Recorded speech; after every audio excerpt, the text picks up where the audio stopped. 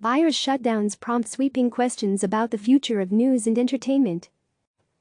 New York. A version of this article first appeared in the Reliable Sources newsletter. You can sign up for free right here. 1 week ago, America's great shutdown began in earnest. None of us have experienced anything quite like this before. The shock is still sinking in.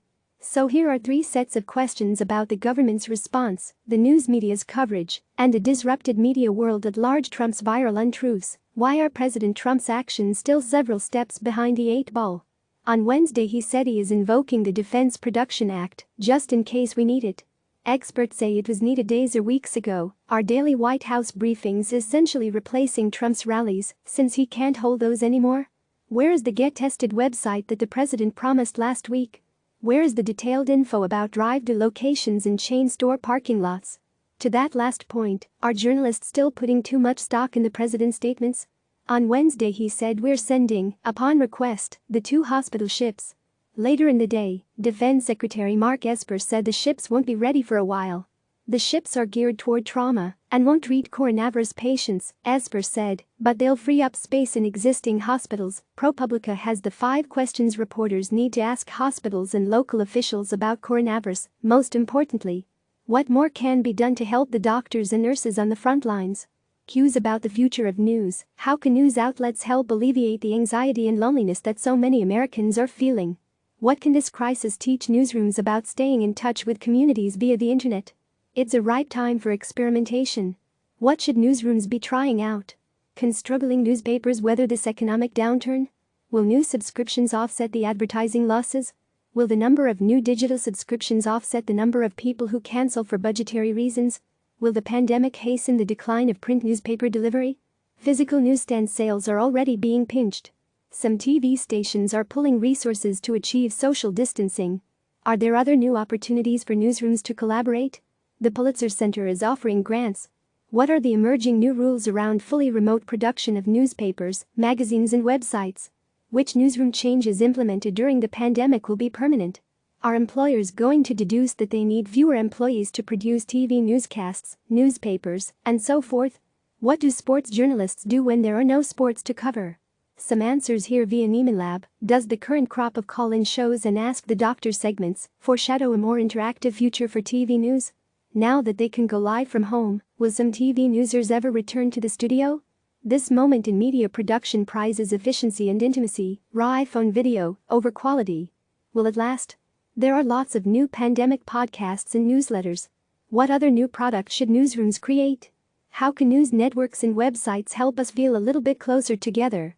Should there be new primetime shows on broadcast TV about this anti-social experiment we're all sharing? Should local news stations increase their number of daily broadcasts? Who will make the first great documentary about this social distance lifestyle? Years from now, will this painful period lead to improved trust in the news media?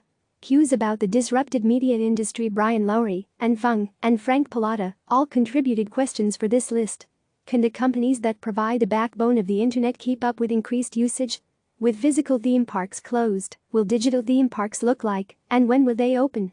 Which streaming services and video gaming platforms will grow the most, and at the expense of what else?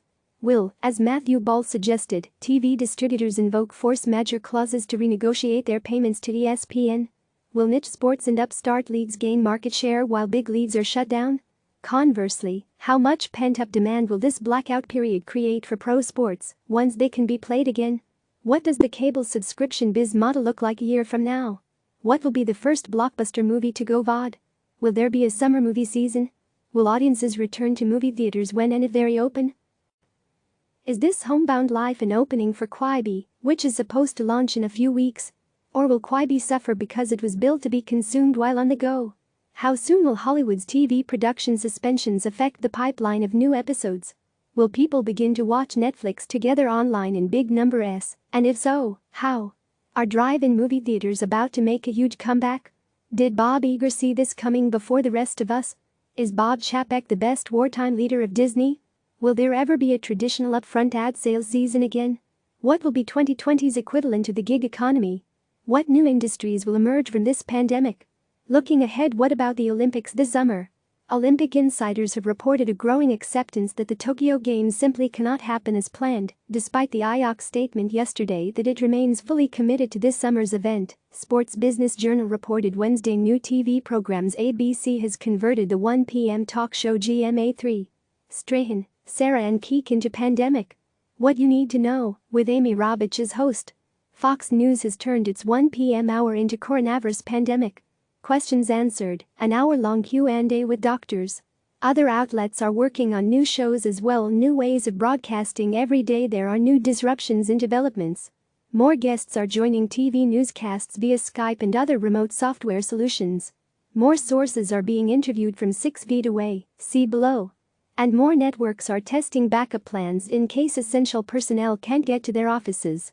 Why? Look at what happened at News 12 The Bronx, the local cable channel, on Wednesday.